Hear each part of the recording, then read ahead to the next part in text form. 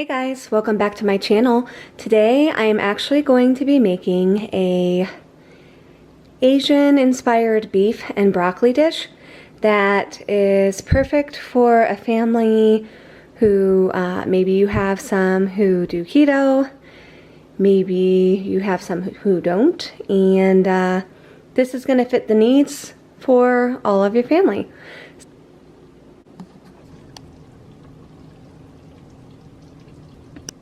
Today we are going to do a dish in my, it's not an Instapot, but it's a pressure cooker. The one that I have is the Power Quick Pot. I haven't used it a lot. I got it maybe like a year and a half ago, and I just recently started using it. And I gotta be honest with you, I don't know why I have not been using this more often. It really makes life easy. So anywho, I've been doing a dish in here that I really love, and it is a Asian inspired beef and broccoli dish.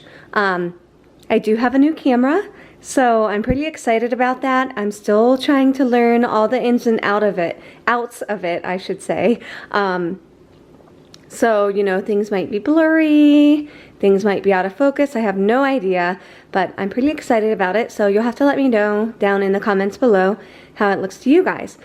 So, to get started, I went ahead and I chopped up some beef. Now, the beef that I got, and I apologize if you hate the looks of meat, I did get some beef on sale at the store, and it is an Angus beef. It is like a London broil top round, but you can use a sirloin roast, actual piece of sirloin steak, a chuck roast, really any sort of beef you enjoy, you could use in this dish. So I'm going to be doubling up on this recipe today. So if you want to cut this in half, you certainly can, but I'll kind of show you what it is that I'm going to put in here. So I have this meat cut up here, but then I'm also going to additionally cut this up to add to it. You will need xanthan gum or cornstarch. If you're doing keto, you're going to want to use xanthan gum. And I don't know if I mentioned this at the beginning of the video here, but this recipe is going to be keto friendly, but also your whole family is going to love it, honestly. So, like I said, if you want to use cornstarch instead to thicken it up at the end, you can go ahead and use that. So, xanthan gum. I have some sesame seeds that I put on at the end, some liquid aminos. Liquid aminos are going to be better for you if you are doing keto, low carb, than say a regular soy sauce would be. I'm going to put some ginger in there. I've got the squeezy bottles from Aldi. It just works out good for me. Some garlic. Going to put some sesame oil in there, and you cannot skip out on the sesame oil. Honestly, sesame seed oil, it is truly what makes this recipe. It gives it all the flavor, so definitely you're going to want to add that. I have 2 cups of beef stock. I do have just some green giant riced cauliflower. I'll use that because I do keto. For my family, I will use regular rice. This actually is even good over noodles. I have some low-carb noodles that I've tried this on before too, and that works out really good. And then I just got this huge thing of broccoli florets, and just because, for the sake of it being easier, I'm going to do the broccoli up on the side, although you could put it in the pressure cooker, but it cooks it, I find that it cooks it relatively fast, and it ends up a bit more soft than I like. I like the broccoli to be cooked till tender, but have just a little bit of crunch to it, just a tiny bit. It just goes better with the beef and broccoli dish. Kind of like what you would get at a Chinese restaurant. So this is going to be better than Chinese takeout. Honestly, I think it is. So, I mean, I've made it before. I know it is. So hopefully you guys agree. Anyway, if you want to see this recipe, I apologize for my very long-winded explanation, but go ahead and follow me along and we'll get started. Future editing Danielle here. Guys, I apologize. I did leave out one important ingredient. You are going to want to use brown sugar or a brown sugar replacement if you're doing keto. Since I'm making this keto friendly, I am using the Swerve brown sugar replacement. But if you are making just the regular version of this, feel free to use regular brown sugar. Just wanted to let you guys know that you will need 1/3 of a cup for the sauce that we're going to make. Okay, on with the video. All right, guys, so to start out, I am going to go ahead and open up this pressure cooker. Okay, and so let's go ahead and see what, like I said, this is fairly new to me. I did go ahead and drizzle a little bit of avocado oil in there. You can use whatever oil you have on hand, but what I'm going to do is I am going to put my beef in there to saute just for a little bit before we actually pressurize it. So I went ahead and I hit the saute feature. There's a beef option to put on there. For whatever reason, it only goes to medium whenever I put in the beef option. But so I'm just going to go ahead and get my beef started in here. And I probably should not have put all of that in there at once, but whatever, that's okay. So we're going to go ahead and get this started. We don't need to put the lid on it. We're going to get that working in there, get it sauteed up, then we'll remove it from there. While this is cooking, I'm going to go ahead and get the rest of my beef cut up, and I'll just saute it in sections, and then we can go ahead on with the recipe.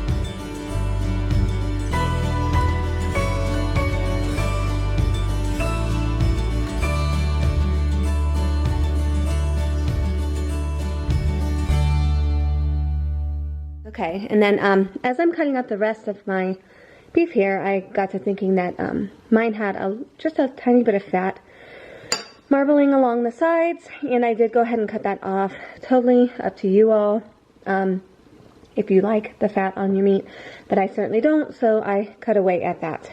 So, gonna finish cutting this up, and our meat will not be cooking for very long, just a few minutes.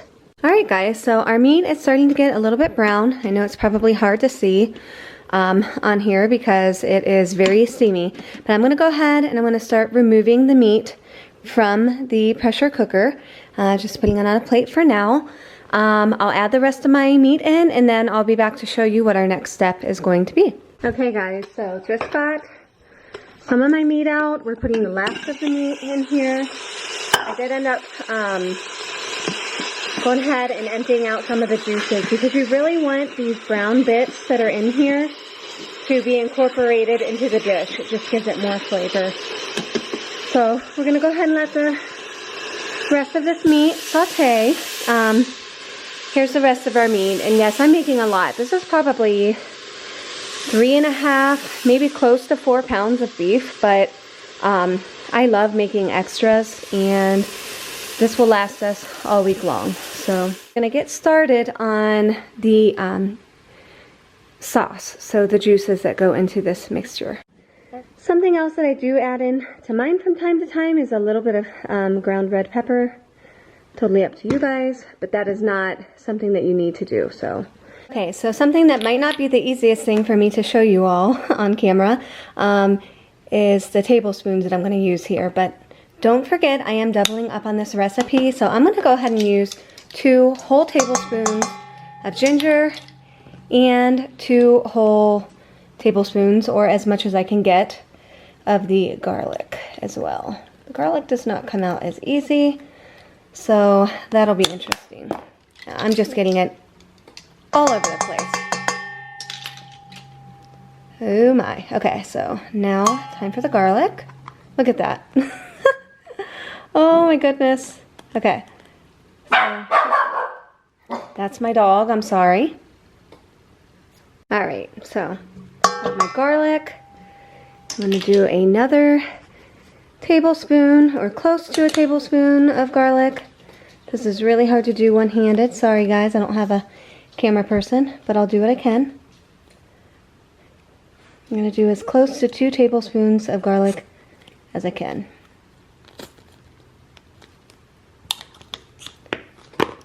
Alright, right. Probably have to add a tiny bit more in off camera. But, so go ahead and add that in. Also, sorry that my bowl is rocking. This is 2 cups of beef stock. Go ahead and add that in as well. Still warm. I actually made it from concentrate that I have. I'm actually going to use a 1/2 cup of soy sauce or liquid aminos, whatever you have on hand. Like I said before, I like to use the liquid aminos because it is a lower in carb and better version for keto. Still getting used to doing this one-handed, guys. Add a little dash of the red pepper. What else? We're gonna get our sesame oil added into here. For this, I would definitely at least add 2 tablespoons. It is kind of a lot. You don't get a lot in the container, at least the one that I have. But it totally, oh my gosh, look at that. It makes the recipe. It really does, guys. Slide this over here real quick and do our other tablespoon. Obviously, I'm not used to videotaping one-handed yet, but that's close enough to 2 tablespoons there, and there's just a tiny bit left in the jar, so I'm just going to go ahead and use that. I'm sad to see it go because it is so wonderful. So around 2 tablespoons is what I would use. Okay guys, so the sound went a little wonky here, but what you want to do next is you want to use brown sugar or a brown sugar replacement, which I used Swerve, which I can use on keto, and I did go ahead and add 1/3 cup of Swerve. Like I said, if you're making the regular version of this, go ahead and use regular brown sugar, and that'll be perfectly fine. I went ahead and added that and got this mixed up in my dish.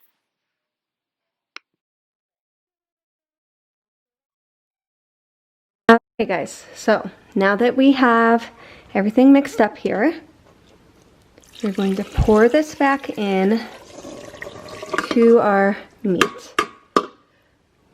I'm going to go ahead and try not to drop this camera in here and give it a little bit of a stir. 1 second, guys. Okay, so give this a stir now that we have our sauce in here. Okay. And then, however your pressure cooker works, follow those instructions if you want to put your lid back on and get it to cook in the pressure cooker. So for mine, all I'm going to do is I'm going to hit pressure, and I'm going to go to custom on mine. Like I said, I have the power quick pot, and I'm going to take it up to high, and because we only want it to pressurize for 10 minutes, so sorry for the loud noise. There we go. 10 minutes on high. Alright, we're going to let that go for 10 minutes and then I'll check back with you guys. Alright guys, take a walk with me over here to my stove. I have a little bit of water going in a pan. I'm going to just pour my broccoli in here. Now this is a lot of broccoli. I'm at least going to do half of the bag, if not more, because honestly this as a leftover, it just gets better and better with time. Like, it's going to be awesome tomorrow. So I'm going to do, I only have a tiny bit of the bag left. I'm going to do all of that, get that going, put my lid on, let that cook for maybe 6-7 minutes, and I'll be back. Alright guys, so all I did, I am using, like I showed before, is the microwavable cauliflower rice. So that did get done in the microwave. I'm going to do maybe like around a cup and a half, I would say. And that'll be our base for our broccoli and beef. A lot of times with this, just because cauliflower rice in the microwave can tend to be a little bit soggy, in my opinion. This kind actually isn't too bad, but other ones that I've used before, sometimes I'll take a really hot pan and just throw my cauliflower rice in it just to get it a little bit more dry before I use it. So that's a good tip if you end up having like a soggy dish because of the cauliflower rice. It's just to throw it in a really hot pan, and it really helps to dry it out. So our broccoli is looking really good. That is done, just kind of hanging out in the pan until the beef is done. Alright guys, the cooking is actually done on this. So I'm going to hit cancel. And this is the part that always kind of gets me. There's like a natural release or a release that you can do yourself. And I'm going to go ahead and hit the open button. And it just lets everything release into the air. So, yeah. That part always gets me a little bit, but we're going to go ahead and let that release. Once I can open this, I'll show you what the next step will be. Alright, so I'm going to go ahead and remove this lid. I apologize again for all the steam. But this is what we're looking like in there after we let it pressurize for about 10 minutes. Still pretty thin, the liquids are, but this is where the cornstarch or the xanthan gum is going to come into play. So, like I said before, if you're keto, xanthan gum is a really good choice. I'm going to go ahead and use about half of a teaspoon in mine. I have found that that's about the magic number, but I am going to go ahead and hit sauté for a moment just to kind of let things warm up here a bit again. I mean, it's already really, really warm. We're going to go ahead and get our xanthan gum ready. Like I said, that is the option that I'm going to use for keto, but then the other option would be, if you're making this not keto, would be to use 1/4 of a cup of cornstarch and then add about 3 tablespoons of cold water to that and get that mixed really good and add that in too. But we can go ahead and get our xanthan gum in there. We're going to go ahead and do that. Alright guys, got my xanthan gum here. Add that in and get that going, and that'll start to really get it nice and thickened up as it starts to heat up really good again. If you find that this is not thick enough for you, you can certainly add a little bit more because you want your sauce to have a little bit of thickness to it. We're going to go ahead and let this thicken up. I went ahead and I added even a little bit more of the xanthan gum because I like my sauce to kind of coat the spoon or whatever it is that I have in here. So, I'm going to go ahead and get that thickened up, and I'll be back. Alright guys, so I have my broccoli here. And a lot of times I'll end up adding the broccoli to the beef right away, but I'm not going to do that right now. So, and this is still bubbling hot, but let that cool down for a sec. Alright, so as this starts to cool down a bit, you can see how the liquid still drips fairly good, but it is thickening up. It's sticking to my little spatula thing here. So I have my broccoli and cauliflower rice, and I'm going to take a nice heaping scoop of this. Gotta show you guys it. Pour it over top. Try not to fog everything up too much. And then, as the final touch here, I'm going to go ahead and sprinkle some sesame seeds on top. How awesome does that look? I'm telling you guys, you will not be disappointed. In this recipe, I mean, the longer it sits in the fridge, like I'm all about leftovers. I love leftovers. The more the flavors marinate together, and it just tastes so good the second day. So, highly recommend making this. Any questions? If you guys would like to see more videos like this where I tape recipes for you guys, go ahead and comment below. Got a little sesame seed there. Let me know what you guys would like to see. I'm really hoping to get into videoing a lot more things here now that I have a different camera, and I'm pretty excited about it. So, hope you guys enjoyed the video, And like I said, go ahead and subscribe or comment if you would like to see more videos like this in the future. Thank you guys so much for watching and have a great day. I'm going to try a little bite of this and let you guys know how it is. Hopefully I don't burn off my tongue here. It is still a little bit hot.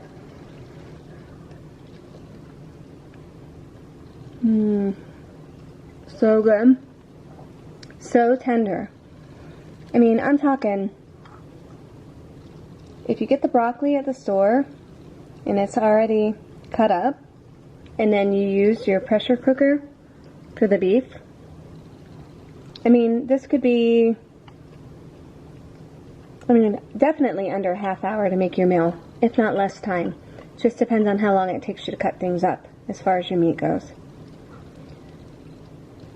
Alright guys, see you in the next one. Bye.